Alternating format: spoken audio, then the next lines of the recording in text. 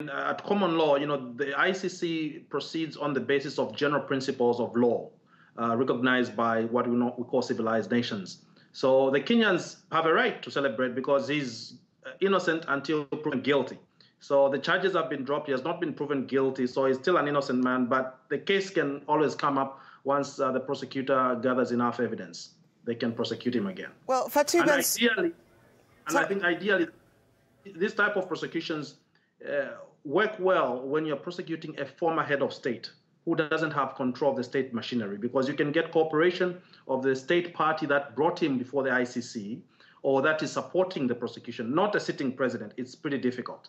There are 3 areas under which a case can be brought before the ICC. One, where a state party complains and brings a case before the prosecutor, or secondly, where the Security Council takes the initiative and reports the case to a prosecutor, or where the prosecutor initiates the proceedings.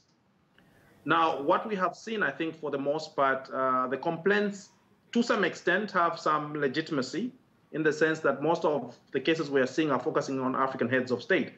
Perhaps one would like to see a more neutral application of the law, where we see other people who are being prosecuted from other regions of the world, especially if you look at the various crimes highlighted under the statute. Such as, Kenneth, do you have various countries that you would suggest or expect to see at the ICC outside of Africa?